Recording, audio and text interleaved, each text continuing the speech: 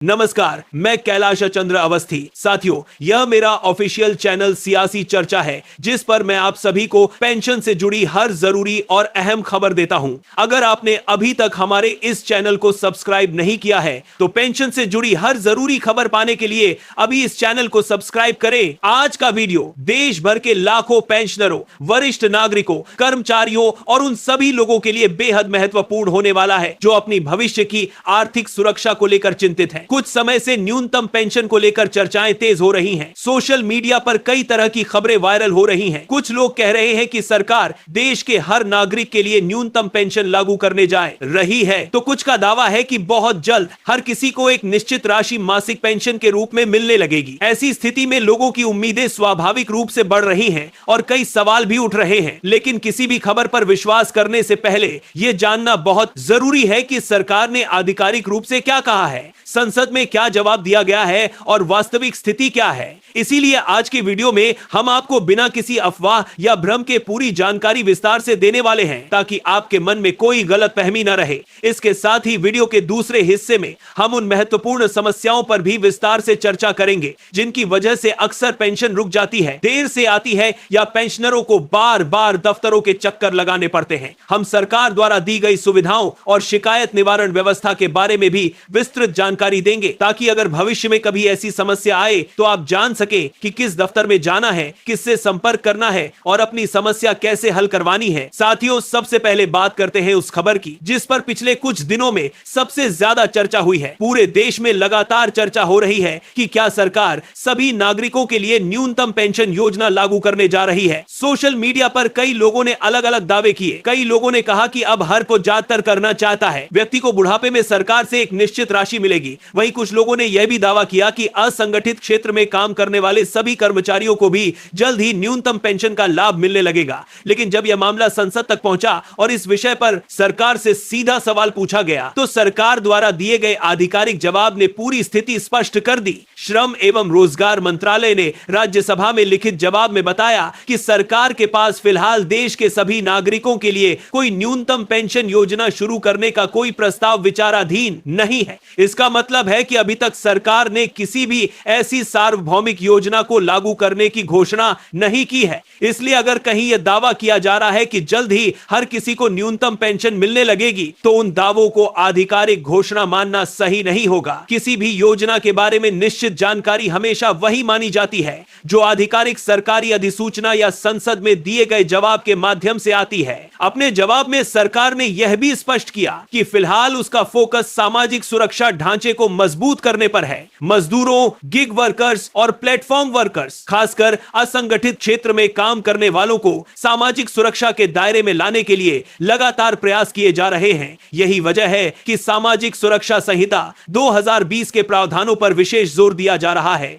इस कानून का उद्देश्य उन करोड़ों करने के लिए यह सरकार को दरदार करने की बात संभवतः 2020 के प्रावधानों पर यही गड़बड़ देश के बाद दिग्जा है। लोगों तक सामाजिक सुरक्षा योजनाओं का लाभ पहुंचाना है जो पहले किसी संगठित व्यवस्था का हिस्सा नहीं थे।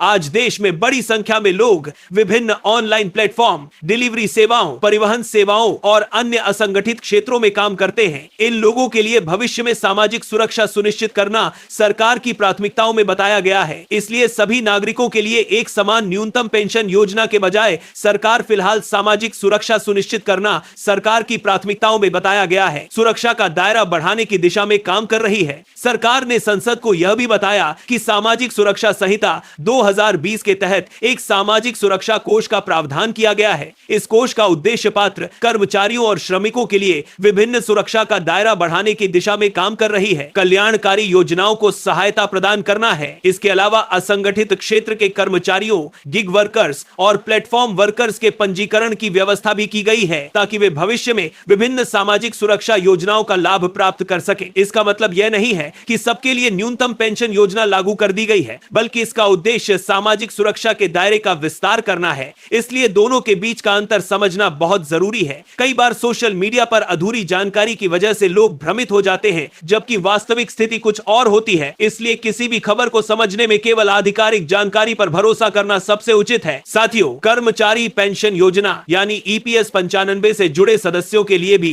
एक महत्वपूर्ण जानकारी सामने आई है। सरकार ने स्पष्ट किया है कि ईपीएस 95 के तहत दावा करने के लिए कोई समय सीमा निर्धारित नहीं की गई है। यानी अगर कोई सदस्य पात्र है तो वह नियमों के अनुसार अपना दावा जमा कर सकता है। एक बार दावा स्वीकृत होने के बाद संबंधित लाभ नियमों के मुताबिक प्रदान किए जाते हैं। यह जानकारी उन लाखों कर्मचारियों के लिए राहत भरी मानी जा रही है जो किसी वजह से समय पर अपना दावा जमा नहीं कर पाए थे और चिंतित थे कि उनके अधिकार समाप्त हो सकते हैं। हालांकि हर मामले में पात्रता और आवश्यक दस्तावेजों की जांच संबंधित नियमों के अनुसार सख्ती से की जाती है, इसलिए दावा करते समय सभी दस्तावेज सही और पूरे होना जरूरी है। इसी दौरान संसद में निष्क्रिय ईपीएफ खातों के बारे में भी जानकारी साझा की गई। सरकार के अनुसार लंबे समय से निष्क्रिय पड़े खातों में बड़ी राशि जमा है। इससे यह स्पष्ट होता है कि आज भी बड़ी संख्या में कर्मचारी अपने पुराने पीएफ खातों का दावा नहीं कर पाए हैं या नौकरी बदलने के बाद अपना खाता ट्रांसफर नहीं कर पाए हैं। इसलिए अगर आपने भी नौकरी बदली है या आपका कोई पुराना पीएफ खाता है तो समय समय पर उसकी स्थिति जांचते रहें और जरूरत पड़ने पर आवश्यक प्रक्रिया पूरी कर ले ताकि भविष्य में कोई परेशानी ना हो।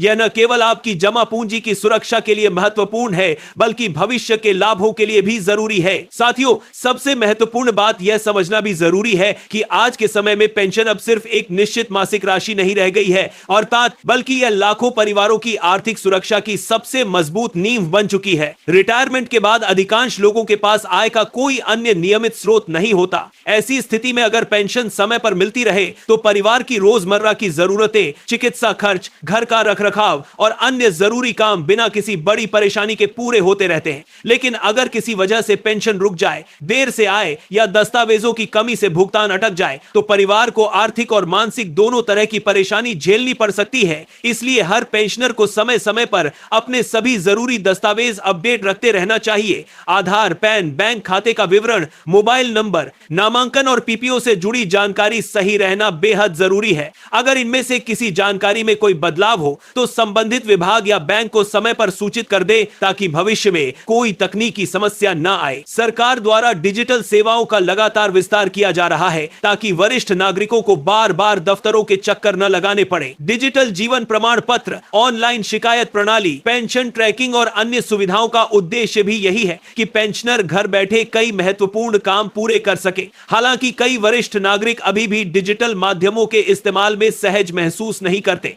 ऐसे में परिवार के सदस्यों, कॉमन सर्विस सेंटर, बैंक संवाददाता या संबंधित बैंक शाखा से सहायता ली जा सकती है। सबसे महत्वपूर्ण बात यह है कि किसी भी समस्या को लंबे समय तक नजरअंदाज न करें। अगर पेंशन रुक जाए, भुगतान में देरी हो या कोई अन्य तकनीकी समस्या आए तो तुरंत संबंधित बैंक या विभाग से संपर्क करें और जरूरत पड़ने पर निर्धारित शिकायत पोर्टल के माध्यम से शिकायत दर्ज कराएं। समय पर की गई कार्रवाई अक्सर समस्या का जल्दी समाधान करा देती है। साथियों, राष्ट्रीय पेंशन प्रणाली यानी एनपीएस और एकीकृत पेंशन प्रणाली यानी यूपीएस को लेकर भी कई तरह की चर्चाएं चल रही हैं। कई लोग दोनों योजनाओं के बीच भ्रमित हो जाते हैं, इसलिए किसी भी योजना से जुड़ी जानकारी केवल आधिकारिक दिशा निर्देशों और अधिसूचनाओं के आधार पर ही स्वीकार करनी चाहिए। सोशल मीडिया पर वायरल हो रहे संदेशों या असत्यापित दावों पर तुरंत विश्वास करना उचित नहीं है। सरकार समय समय पर नई जानकारी जारी करती रहती है और अगर किसी योजना में कोई बड़ा बदलाव किया जाता है तो उसकी आधिकारिक अधिसूचना भी सार्वजनिक की जाती है। इसलिए कोई भी महत्वपूर्ण निर्णय लेने से पहले विश्वसनीय जानकारी प्राप्त करना हमेशा बेहतर होता है। इसी तरह कर्मचारी पेंशन योजना यानी ईपीएस 95 से जुड़े सदस्यों के लिए भी समय समय पर अपने पीएफ और पेंशन से जुड़े रिकॉर्ड जांचते रहना जरूरी है। अगर किसी पुराने खाते में राशि पड़ी हो या कोई दावा लंबित हो तो नियमों के अनुसार प्रक्रिया पूरी कर ले। अगर दस्तावेजों में कोई गलती हो तो उसे जल्द से जल्द ठीक करवा ले। छोटी सी लापरवाही कभी कभी अनावश्यक देरी का कारण बन जाती है। इसलिए रिकॉर्ड अपडेट रखना हर सदस्य की जिम्मेदारी है और भविष्य की सुरक्षा की दिशा में एक महत्वपूर्ण कदम भी है। साथियों, आज की जानकारी से सबसे बड़ा निष्कर्ष यह निकलता है कि संसद में दिए गए जवाब के अनुसार सरकार के पास सभी नागरिकों के लिए न्यूनतम पेंशन योजना शुरू करने का कोई प्रस्ताव विचाराधीन नहीं है। दूसरी ओर सरकार सामाजिक सुरक्षा के दायरे को मजबूत करने और असंगठित क्षेत्र के श्रमिकों, गिग वर्कर्स तथा प्लेटफॉर्म वर्कर्स को विभिन्न योजनाओं से जोड़ने पर ध्यान केंद्रित कर रही है। इसके साथ ही ईपीएस 95 से जुड़े दावों, निष्क्रिय ईपीएफ खातों और पेंशनरों की सुविधा के लिए उपलब्ध शिकायत निवारण व्यवस्था के बारे में महत्वपूर्ण जानकारी साझा की गई है। इसीलिए जरूरी है कि हर पेंशनर अपने अधिकारों और उपलब्ध सुविधाओं के बारे में जागरूक रहे और कोई समस्या आने पर सही करते हैं प्रक्रिया अपनाए। उम्मीद है कि आज आज के वीडियो में दी गई जानकारी आपके लिए उपयोगी साबित होगी। अगर भविष्य में पेंशनरों से जुड़ी कोई नई आधिकारिक अपडेट, संसदीय जवाब, सरकारी अधिसूचना या महत्वपूर्ण निर्णय आता है तो हम उस जानकारी को आप तक सबसे पहले पहुंचाने का प्रयास करेंगे। तब तक अपने सभी दस्तावेज सुरक्षित रखें, समय समय पर जरूरी प्रक्रियाएं पूरी करते रहें और केवल आधिकारिक जानकारी पर ही भरोसा करें। धन्यवाद। अगली महत्वपूर्ण अपडेट के साथ फिर मुलाकात होगी।